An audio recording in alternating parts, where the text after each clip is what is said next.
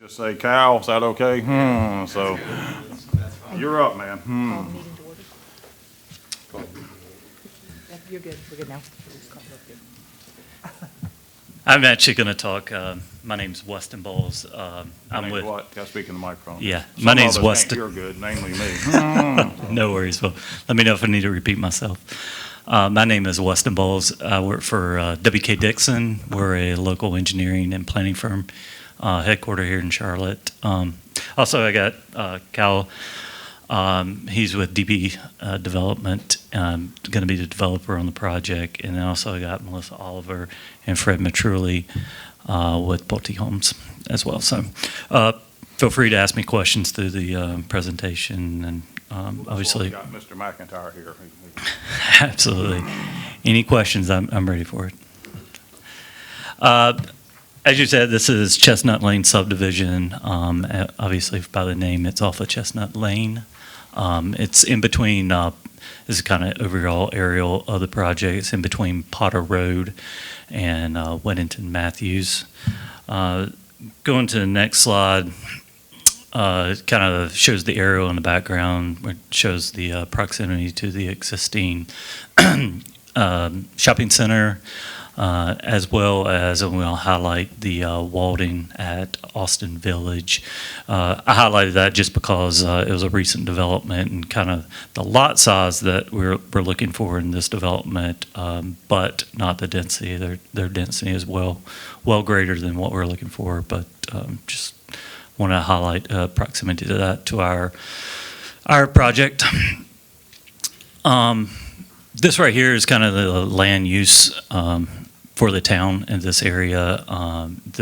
The plan calls for medium density residential for this area, and I pulled the chart here from y'all's land use planned, and medium density is 2 to 4 acres. We're actually well on the low side of that, currently sitting at 2.24 DUA or units per acre. Keep moving here. This is our proposed subdivision. So Chestnut Lane on the right side. This is 57 units on 25 acres. Kind of highlight some of the things through here. Most of the partials back up to common open space. We have a greenway trail that we'd be putting through the middle of the project. We are preserving a lot of the streams and tree save. We're well above the tree save limits on the project. And then also some of these darker green areas are going to be common open space or community parks or pocket parks that we're proposing for the development. Continue moving. Property currently is zoned R20. It's in the county, so we'll be looking to annex. As I said previously, we're about 25 acres. We're looking to put single-family detached units on it. SF5 would be the zoning ordinance through the town that we'd be looking for. This is 57 lots, 51-foot lots. We meet all the town's requirements for buffers. We have the 25-foot perimeter buffer, stormwater ordinance. As I said before, the greenway that we're proposing through the middle of the property, and then some of the pocket parks. Last thing I had on there, the tree save. So the ordinance requires 15% tree save for a development like this. We're well above that at 23%, currently as shown on the plans. So. Moving on, this is the architecture that we're kind of proposing on the project. This is kind of just high-level renderings of what that could look like for the project, but wanted to at least give y'all a little a look at what we would be hoping to do here. And then the community parks that I mentioned before, these are on the left side here, kind of renderings of what we would, or actual photos of things that we'd be looking to do there. Have benches, obviously we'd be trying to grade it to have flat space for families to utilize, neighbors or anything that the community could have a get-together or anything. On the right side is the greenway, kind of a high level of what the greenway would look like. So I knew I moved through that kind of quickly, but that's kind of what we're looking to get feedback from y'all on, see what y'all's thought on this development would be. Mr. McIntyre, you got any questions? Yes, sir, I do. Brandy, this is R20, right? Sorry, it's a question for Brandy, but it's going to be a question for you. This is R20 zoned in the county, right? The entire parcel is zoned in the county? Yes, sir, All that's right. correct. The R20, I don't have my cheat little card here, but the R20 that's in the county, sorry.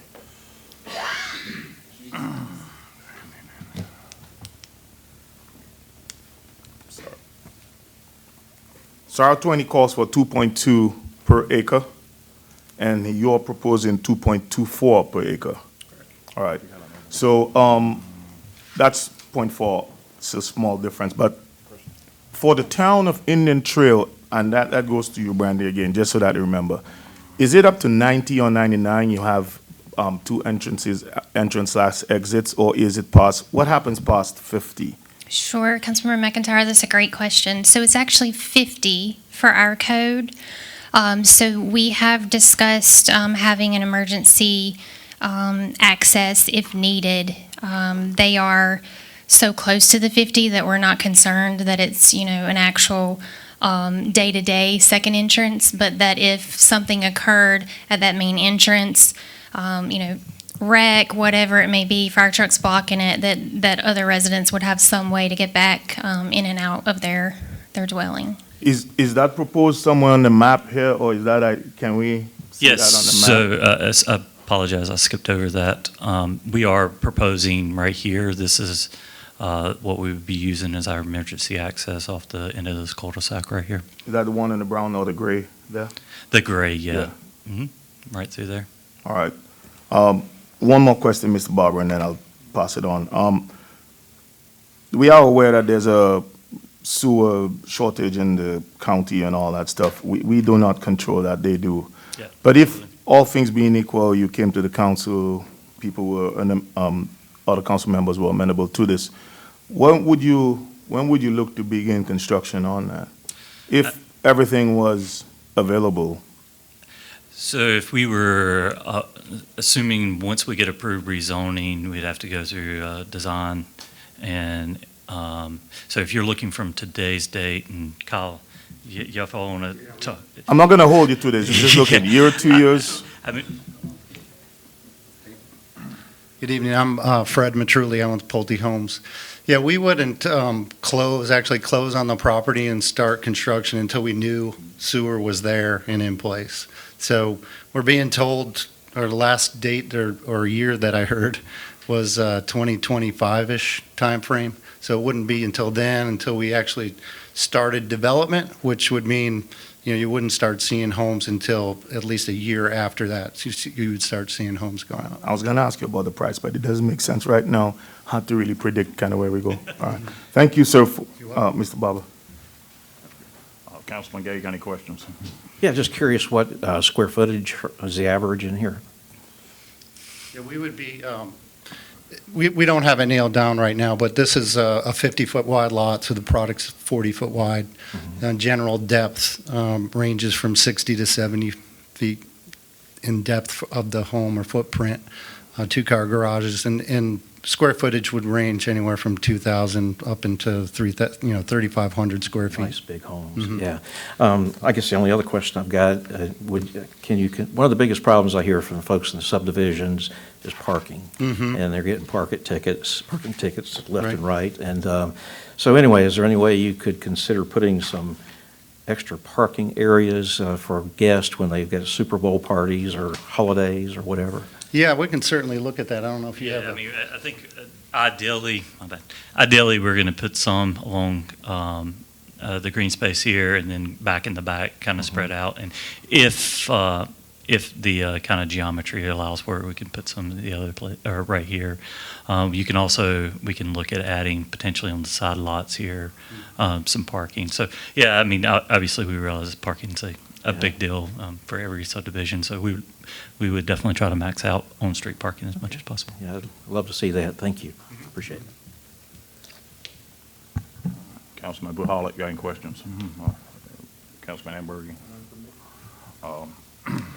No, I appreciate y'all bringing this. I like annexations. It seems like a nice neighborhood. I know since Mr. McIntyre and I have been on council and the ones here, we've really worked hard to have a good relationship with the county, and I know the staff has too, and so I appreciate the county when they steer things our way. And but no, I think I don't have anything, but my question's kind of been answered, so no, it looks good. I don't have any other questions, so thank you for coming. Appreciate it. Anybody got any other questions they thought of, or? No, thank you for coming. Yeah, well, Ms. Deese is taking over now, so go ahead.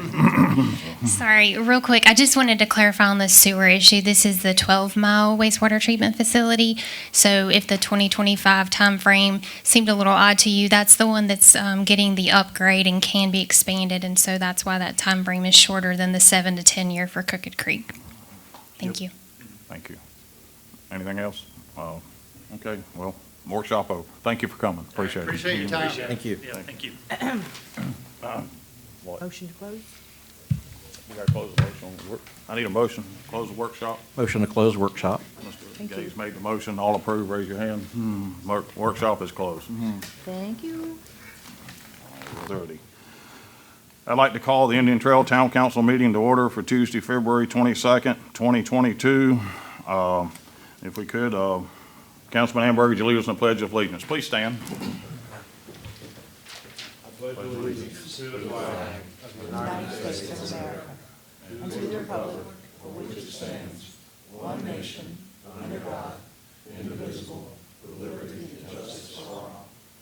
Please bow your head for a moment of silence.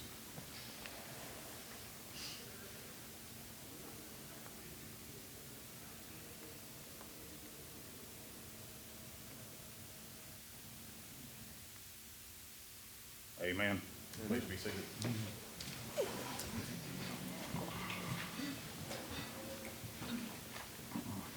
Next, we have agenda additions and deletions. Do we have any additions to the agenda? I have an addition, sir. Mr. Councilman McIntyre has an addition. Go I ahead. would like to add 11D, sir, determination and appointment of mayor. And that would be under new business 11D. Yes, sir. Okay. I have a motion made by Councilman McIntyre. All in favor, raise your hand. Motion is unanimous. Do we have any deletions? No, sir. Okay. Then I need a motion to approve the agenda. Motion to approve the amender of the agenda as amended, sir. Councilman McIntyre has made the motion. All in favor, raise your hand. Motion is unanimous. We have an agenda. Are we going into closed session? We are not. No closed session. 5 is, we have a presentation. We have no presentations. We do? We do not. Oh, okay. Do we have anybody listed for public comments? Nobody signed up? We're good. We will close public comments then. You're pretty fast this evening, man. I like Pretty fast here. I just got a remark. See, I guess they heard I was mayor, didn't come in. So, next we have a law enforcement update, the renowned Captain James. And I'm going to shoot. I've actually got something like I thought. If I'd have known that, we'd have flown right through it. Come on, Captain. I'll make it very, very quick. These are the 21 stats that you're looking at. I just wanted to give you an idea about the numbers. Calls for service. There, you can look at those at your leisure, but it gives you just numbers from 2017 to 2021 by month. You'll see that huge dive from 20 to 21. That's 400, right at 400 calls. Is basically what that results into. A lot of that, or I won't say a lot of it, a good portion of that was also due to the second spike in COVID when we moved to telephone. We were doing calls for service by telephone. Anything that could be handled by phone, that cut down some of those calls for service. But as you'll see, self-initiated events from 20 to 21 flew up roughly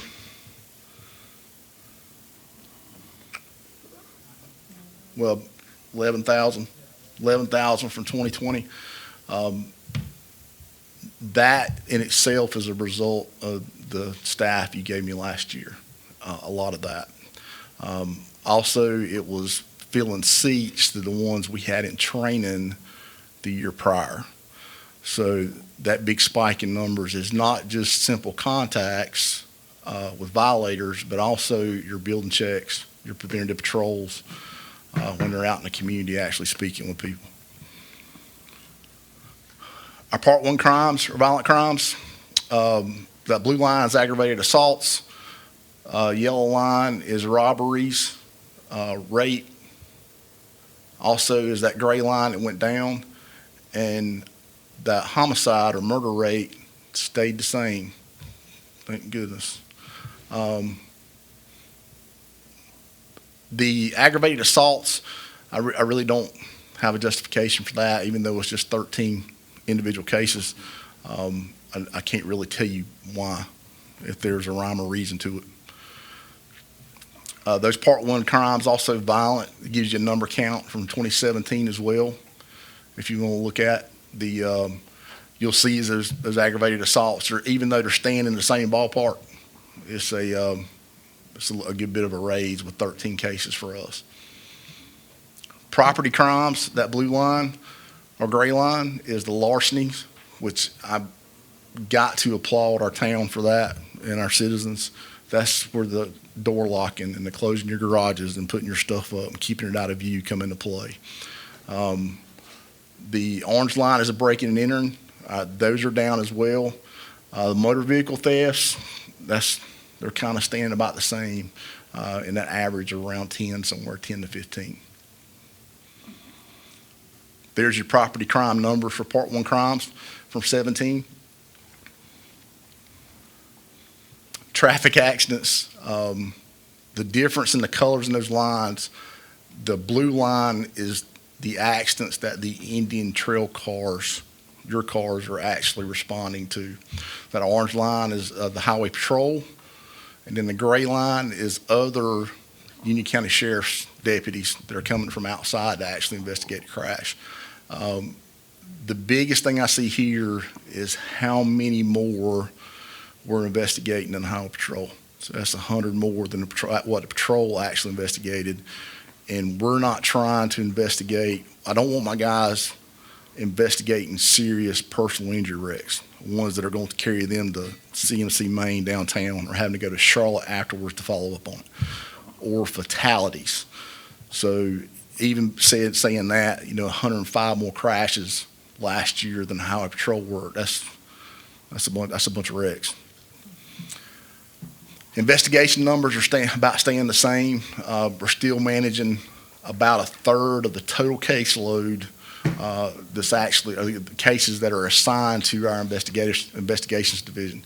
I can't talk highly enough about that one detective that y'all actually gave me year before last. He has made such a huge dent in not only the cases that he's working, but our solvability factors. He's working with my guys up here and actually responding to scenes when they get the call. And that in itself is priceless. And having a detective there, knowing what questions to ask depending on the crime and the type of crime. But you look, total cases is 1869 agency-wide, and then 556 are being worked by that one detective and 2 other ones that are assigned here to help him in Indian Trail.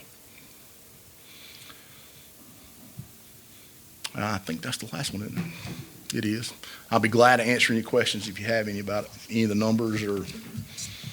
Councilman McIntyre, you got any questions for the captain? No, but just, Captain, appreciate work that you and your guys are doing, keeping the town safe. Thank you. Councilman Gay, you got any questions?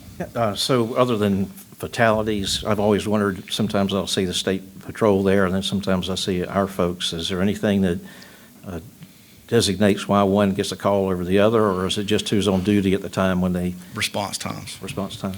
And that was basically the reason several years ago when we started investigating crashes of the sheriff's office. One, because we're one of the few in the state of North Carolina to actually investigate wrecks. We don't want our citizens sitting on the side of the road for 2.5 hours waiting on a trooper to get there to work a wreck. That one of our guys can pull up on and be done within 5 minutes and let them go. That's where it started, working those parking lot wrecks and those things where we had people sitting 2-3 hours waiting on the patrol to get there. And it's kind of gradually progressed from that with training that we've given our people. A lot of times, the Indian Trail guys are tied up. That's the reason you see a trooper coming to work a wreck, is because our guys are tied up and can't get it on something else. Thank you. Yes, sir. Councilwoman Buholic, you got any questions? Councilman Hamburger? Yes, sir. Oh, I appreciate what you're doing. I think you got a friend, Little Joe T. Understand that you got a birthday coming up March 1st? And, I do, a big one. a big one, 5-0, I understand, right? That's right. Jim, we got money in the budget for AARP membership for the captain. Anyway, I hope you have a blessed Earth Day. Thank you. And we'll look forward to seeing you Harris Teeter on Thursday, senior discount day. Okay. Got it, thank you. All right. Thank you, Cap. So, happy birthday coming up. Next, we have the consent agenda. I need a motion to approve the consent agenda. So moved. Councilman McIntyre's made the motion. All approve. Raise your hand. Unanimous. Next, we have public hearing, changes to the zoning map. Ms. Dees, you're up.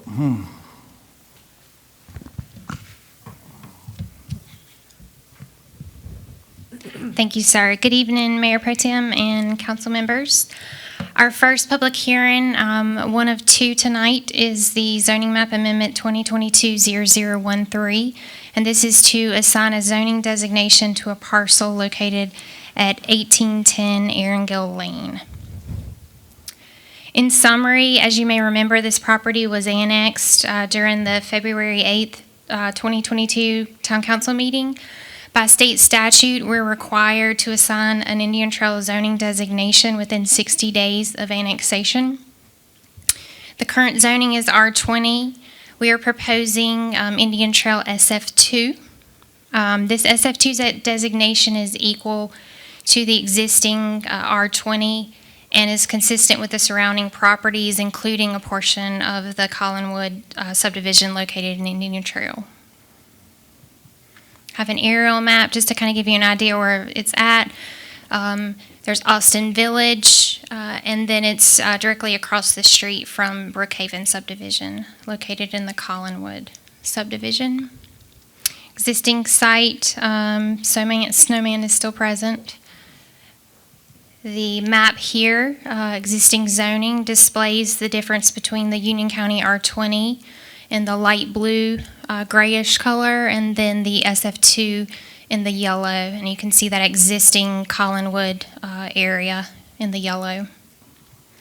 Future land use sets this area out to be medium density, which is what it is. So that's where you see all that yellow, consistent. And then for your consistency findings, bear with me as I read this. The proposed UDO amendment is consistent with the following goals of the comprehensive plan. Community engagement goal number 1, annexing and rezoning the parcel to an Indian Trail zoning classification provides for an additional opportunity for the town to communicate, collaborate, and provide additional services to citizens, which will further help support the initiative to refine our jurisdictional lines. This request is reasonable and is in the public interest because it continues the same land use and zoning classifications within an area of town that's compatible with surrounding uses. It's consistent with the adopted plans within the town of Indian Trail. Here's the requested action before you, and I'll be glad to answer any questions you may have. Thank you. Does anybody have any questions first for Ms. Dees? Then I need a motion. Do we need to open the Yeah, public you hearing? need to open the public hearing and see if there's anyone who wants to speak and close it if not. Open the public hearing. And I don't have anyone signed Any up either. comments? Public hearing? No. Then I close the public hearing? I Yes. close the public hearing then. Okay. So now, can we get a motion? Yeah, I'll make the motion to adopt the statement of consistency as read into the record for petition ZM 2022-013 by staff on February 22nd, 2022. Councilman McIntyre has made the motion. All in favor, raise your hand. Motion is approved unanimously. And then there is a rezoning request that I have to read again, right? To approve ordinance number 220222-370 pertaining to petition ZM 2022-0013 regarding 1810 Iron Gill. Councilman McIntyre has made the motion. All in favor, raise your hand. Motion carries unanimously. We have no old business, new business, urban archery approval. We have a Miss- zoning text amendment, one more. There's 9B. We have another public hearing, I'm Oh, sorry. I'm sorry. Okay. I'll make it quick. Okay, second public hearing for the night, misdemeanor language revisions. This is zoning amendment 2022-0002, decriminalizing penalties. So just a quick summary for you. This amendment removes outdated language enforcing misdemeanors for certain penalties. It replaces the current provisions with updated language that's consistent with our newly adopted municipal code violations and penalty structure. So what does this really mean? It means that all violations contained within the municipal code or the Unified Development Ordinance are under the same penalty structure and consistent. So it's easier to enforce, easier for citizens to understand, as well as council also. It also means that you won't get a criminal record for not cutting your grass. Lastly, this amendment complies with Senate Bill 300 that was recently adopted. So it's now mandated by the state that we decriminalize these penalties. So there's two sections of the code that are affected. Chapter 1520, and this just shows you kind of what's taken place here. This is the bulk of the changes, and it sets out the new penalty structure, as you can see in the chart on the screen for you. The biggest thing for our code enforcement officers is this grants us the power for repeat offenders, and that's very crucial when it's grass cutting season. If there's not something in there for repeat offenders, then there could be a yard that it takes the process the entire summer. It might get cut one time. So this will help give them more incentive to find somebody to cut the grass rather than us do that for them and put a lien against their property.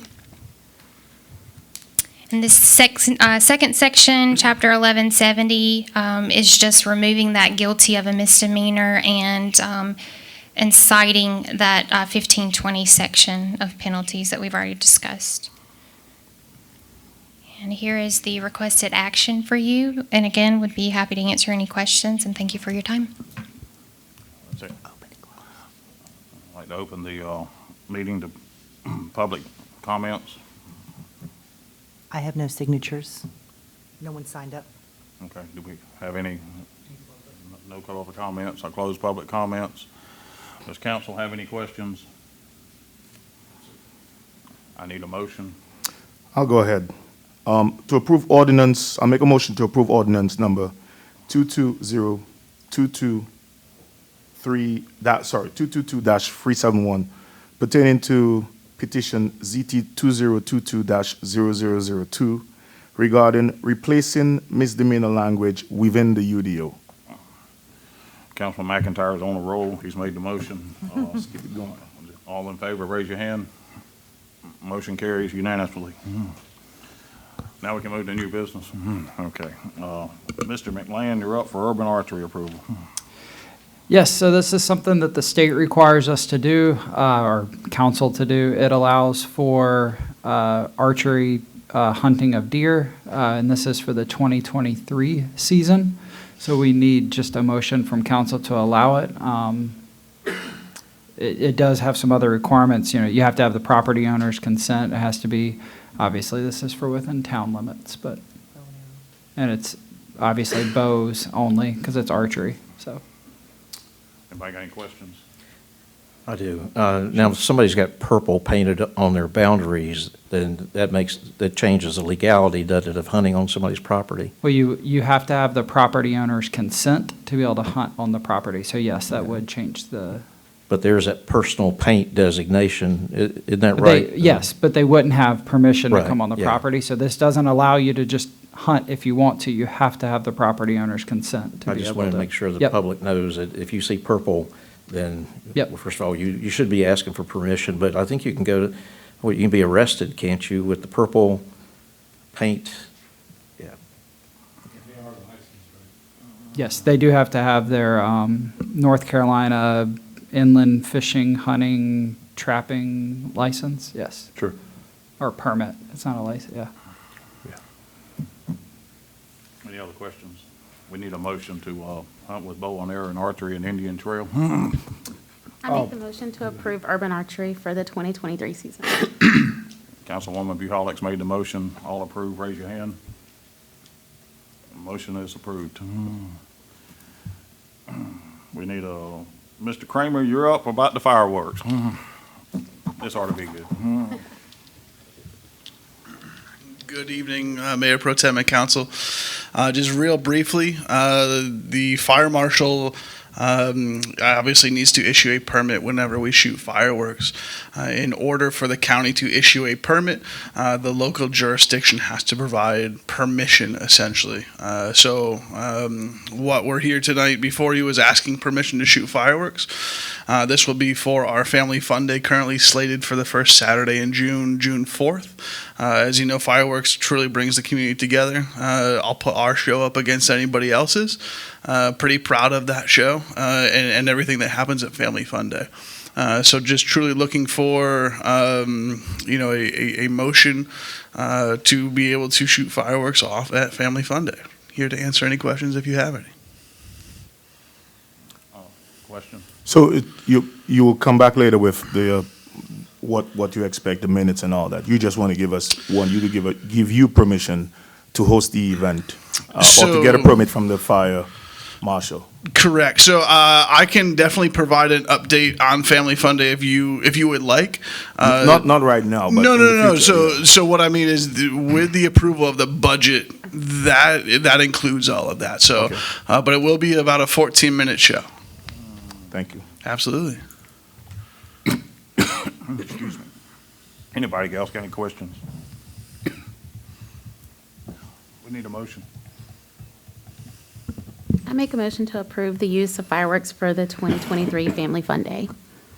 Councilwoman Buholics made the motion. All approve, raise your hand. Motion carried. Thank you all. Thank you, Mr.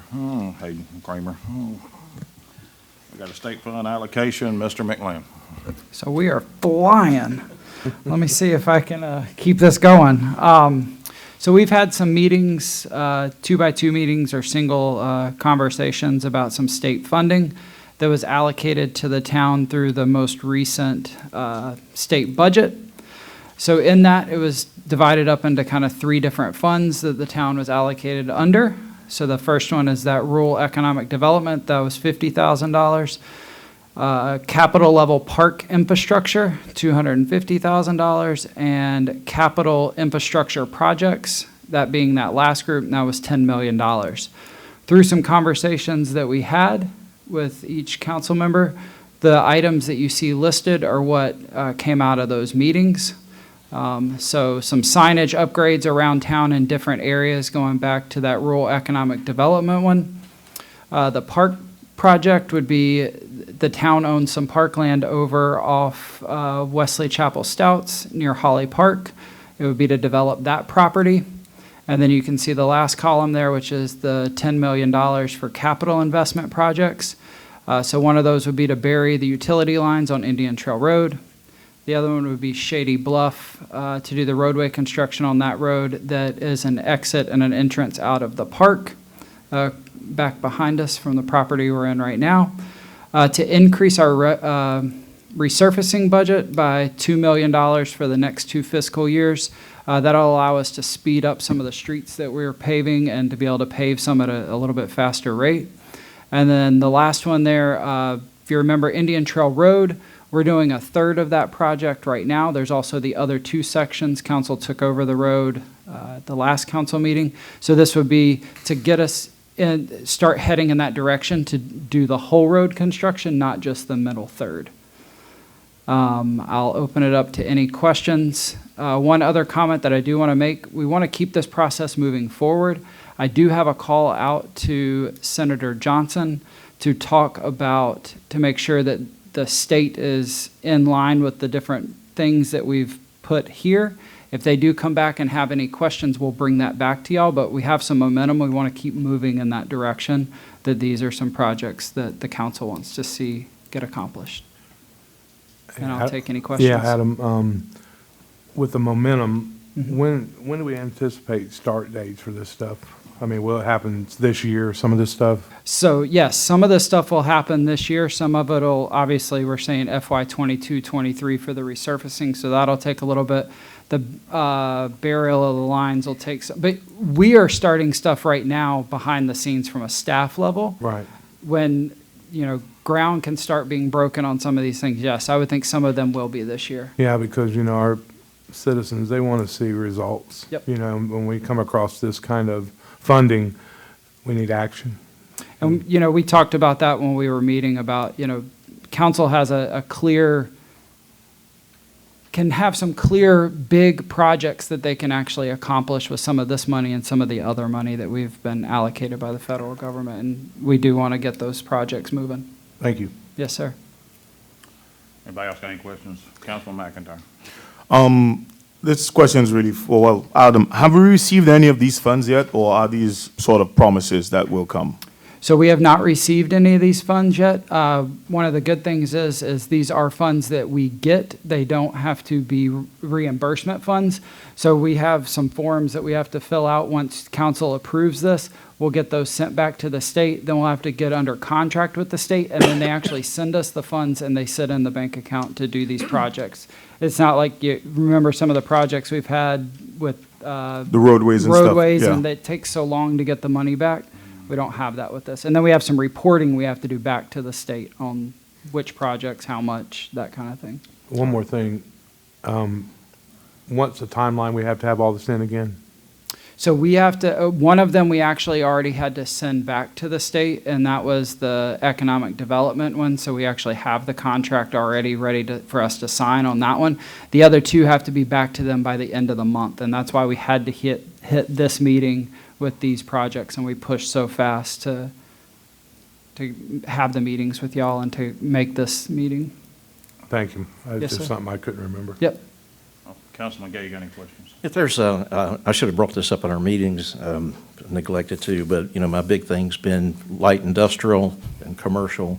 And one thing that we don't have, that an awful lot of towns have, is a light industrial park. And I think a few years ago, they kind of looked at it a little bit, but it didn't go very far. And these funds that are coming in from the state and the federal government, is there money that we can possibly have a light industrial park pad ready to bring in potential employers for good wage manufacturing jobs?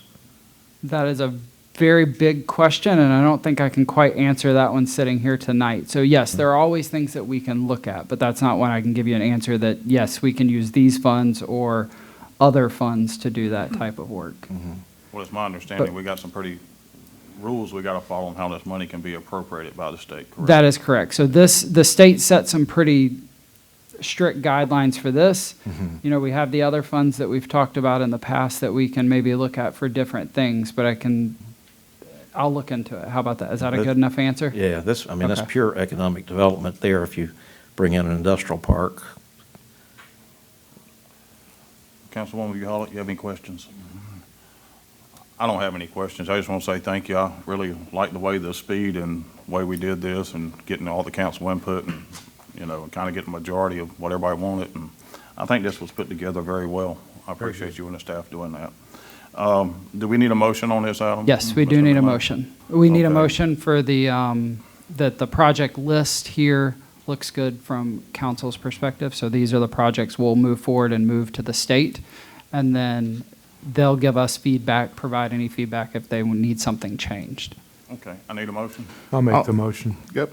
A motion to approve state fund allocations and the appropriation of the act here.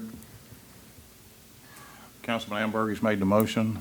All those in favor, raise your hand. Motion is carried unanimously. Thank you. Thank you, Mr. McLean.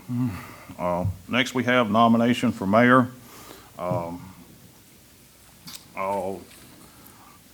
start with taking nominations from council. Do we have a nomination? I have a nomination. Go ahead. I nominate David Cohn. We have one nomination. Do we have any other nominations from council?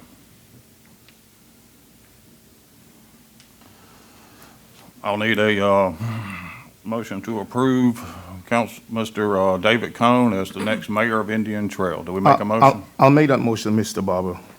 I want to make a motion to appoint Mr. David Cohen as mayor for the town of Indian Trail effective to tomorrow, February 23rd, 2022, with a term ending date consistent with the November 2023 municipal elections.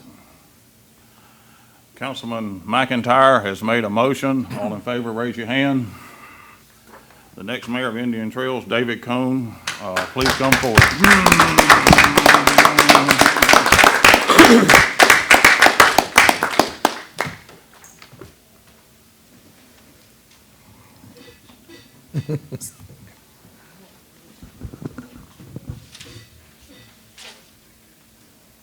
You want to come up? Mrs. Cohn, you want to come up to hold the Bible for him?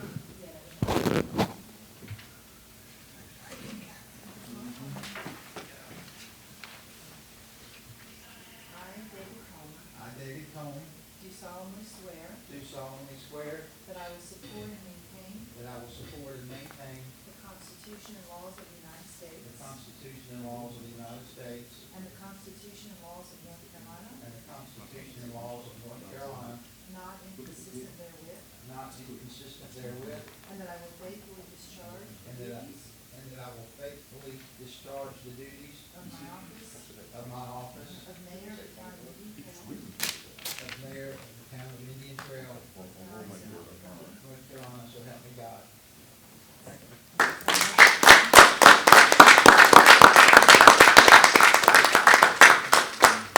Ms. Quinn, for the record, if I can just state something just for clarity. On my motion sheet, it says the 23rd. Today's the 22nd. Mr. David, congratulations. He can still sit, right? if council wants to Yeah, amend let the him motion, sit. Certainly. He's come a long way, Can you man. make a motion, please? Make the motion. Yeah, actually, amend the motion. yeah, I'd like to amend the motion and make this with immediate effect, actually. Councilman McIntyre has made the motion. All in favor, raise your hand. All right.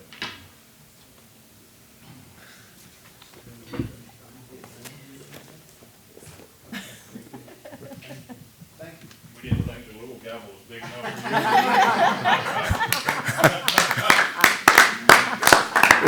And the big gavel with the big name of Indian Trail. David Cohn.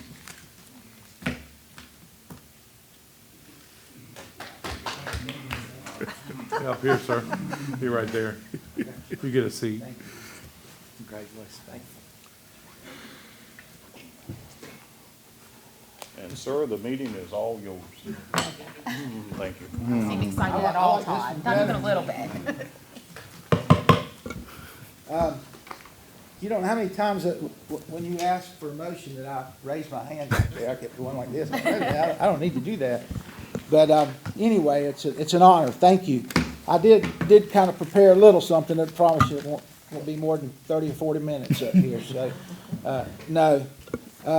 I just like to say thank you to the council for having the confidence in me to take over as mayor. I know that I have some big shoes to fill. Mayor Alvarez was a man with a big heart and a giving soul. Michael and I ran together 2011 and 2015. And the best way I can describe our relationship is we had a lot of respect for each other. We both started out having no clue what we were doing and working together. And we got through the first year. I don't think either one of us thought we were going to win. And then all of a sudden we won. He said, "Oh my God, what are we going to do?" Anyway, we got through it, and I'm so very sorry that he's gone. But I hope I can live up to the expectations the residents of our great town had for a man that they so loved, and they loved that man. He led our town and was a very loved mayor. I'd like to thank Mayor Pro Tem Todd Barber for his leadership. You came in at a very hard time, and you did a wonderful job. I mean, a fantastic job. And I'm proud to be able to serve with you. You were marvelous. Indian Trail is very lucky that you were here to step in when you were needed the most. Your competence in me will never be forgotten. I can tell you that. Thank you. Tom, thank you for supporting me. Your encouragement and the last few weeks, it kept me going, and I appreciate it. Thank you for being there. I'll never forget that either. So, Marcus, I'm very thankful that you had my back like you always do and always say you do. I appreciate it, and thank you for your support. Crystal, thank you for your support, and I look forward to working with you in the future. I think we'll make a good team. Dennis, I hope we can work together, and I thank you for your support. And for the betterment of the Indian Trail, we're all going to work together. I will work hard to make the residents of Indian Trail proud. Thank you all for giving me this great honor to serve the town that I love and that I'm so very proud of. This is a very proud day for not only me but my family, and I'm just tickled to death to be here, and I can't wait to get started. And let's get to work and let's have fun doing it. Okay, so let's see it. Is that for me? Okay, number 13. Actually, it's discussion items, but we don't have any discussion items, do we? So, acting manager's update. Adam McLam. I've never been able to say that before. Yes, it's been a long time. Yeah. Or has he been able to say Mayor Cone? Yes, so that's actually what I was going to say. I was going to say, welcome, Mr. Mayor Cone. We look forward to working with you, myself and staff, everybody included. Thank you. Welcome back. Quick update, I'll just say Mike McLaurin, town manager, is recovering from surgery like we spoke the last time. He's healing up and he'll be back shortly. I do want to give a couple of dates updates. So we have the budget meeting coming up on March the 12th. Remember we talked about that the last time. It's March 12th. Breakfast will be at 8 o'clock and the meeting will actually start at 8:30. Over the next couple of days, maybe by the end of the week or first part of next week, we'll get out an actual budget agenda so that y'all know what's going to happen on that day. Some other date updates. Parks and Rec is busy in the month of March. Touch a Truck will be on Saturday, March 5th. That's at Chestnut Square Park, and that'll be from 10 a.m. to 3 p.m. Our annual art show, which we've had to cancel the last couple of years with COVID, we're going to bring that back. That will be on March the 10th through the 12th. Opening night here at Town Hall, and that'll be March the 10th from 5 to 8 p.m. Hits After 6 will be Thursday, March 17th from 6 to 9 p.m. at Crossing Paths Park. That'll be featuring the band New Kids. And then Friday Flicks, Friday, March 25th at 6 p.m. at Crooked Creek Park. Let me look at my notes. I know there was a couple of emails that went through over the weekend about solid waste, and there's been a couple since then. We are still working on the new contract, and then we are also working through a few other little minor issues that we're having, but we're moving in a positive direction, and they've been responsive to us, so that's a good thing. I do want to give a very brief update because we'll do a longer update when we get to the budget meeting, but I did want to give a little bit of information. We had been asked about Arpa funds, and a while ago when we were talking about state funds, we were talking a little bit about another set of funds, and that is those funds. So if you remember, they're divided up into a couple of different categories for where we can spend that money, and we can only spend money on something that we are allowed to spend by general statute from the state of North Carolina. So it has to fall within ARPA categories, but then also state categories. We can't expend any funds from the town's perspective until April 1st of 2022. All funds have to be appropriated by December 31st of 2024 and spent by December 31st of 2026. The town was awarded a little over $12.7 million. We have received half of that money so far. We are expecting the other half of the money to come in July or August of this year. So within the next couple of months, we'll have the rest of that money. We would like to come back to council with more information at the budget meeting so that we can start having those conversations about where to use those funds at. We know that some items have already come to us from council. Right now, we're just taking a list of all those funds, laying them out, and that's what we'll bring back to council as we start talking deeper into how to spend these funds. And then I am here to answer any questions you have. Anybody have questions for Tom? Yes, sir. You didn't finish the name, New Kids on the Block. Oh, so that I don't know. Is It that what just, it was? my I mean, note you just said New Kids. I mean- It said New Kids. And I didn't try, Hayden did write down the name of what the movie is going to be, and I didn't know how to say it, so I just skipped over that part. Okay, all right. That's all I have. Anybody else? You know, that's odd, Tom. That's exactly what I was going to ask. Oh, well, see, No, I beat you to the punch. No, I thought we were bringing the new kids and, New Kids on the Block Oh. in for a concert with, and I thought, man, that's a pretty good name to bring. Dennis in would be the for, lead singer. for coming all right off the bat. We're going to spend that $14 million pretty quick, aren't we? Yeah. Okay, well, that brings us to Mayor Pro Tem and council comments. So, Ms. Bahalik, I'm sorry. I just want to say thank you to everyone for being here. Thank you to the staff for doing such a great job, and I'm very excited to work with you, Thank you. Mayor Cohn. well, thank you. Mr. McIntyre. Oh, thank you. Ms. Quinn, we're gonna just have to get a card that just says David Cohn, Town of Indian Trail. I agree. Because Thank you. he's our utility man. Anytime we need him, he's right there. Mr. Cohn, welcome aboard. Thank you. I'm sure you'll do good things with the town, with the staff, with the council. Wish nothing but the best for you, sir. Staff, as always, we do appreciate all that you do. Hayden, looking forward to some of the events.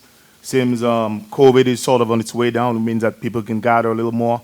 Hopefully, some people can get out, enjoy some of the festivities, some of the events that the town puts on. So, really looking forward to that, especially the Family Fun Day. Adam, I just want to say with you, stepping in, filling in for Mike as he's gone. Job well done. Appreciate that. We're getting information as needed, and we know what's going on. So I do appreciate that, you making your time available. And everybody else, thank you for coming. Have a wonderful evening. All right. God bless. Mr. Ambergy. Yeah, David, when Michael passed away, the first thought that came to me was, who's going to replace Michael? And it was obvious choice was someone with your tenure. And I made the call to David and asked him if he'd be interested, I couldn't offer him the job because it's not my duty. However, I think that he's got the experience that we need as the town. He knows pretty much the ins and outs. So that's why I recommended you, and I'm glad everybody followed suit, and we're glad to have you as our mayor. And get to ribbon cutting. Thank you. Thank you, Tom. Mr. Gay. Congratulations, Mr. Cohn. I know you'll do a good job. And look forward to working with you. Thanks, everybody, for coming over tonight. I always said that I wondered what would be after COVID, and now we've got the Russians heading in, so I hope our gasoline prices and inflation doesn't really go crazy, but everybody watch your P's and Q's as far as how you spend your money for the next little while till that all settles down. But anyway, everybody be safe going home, and again, thanks for coming over, and again, congratulations to David. Thank you. And Mr. Barber.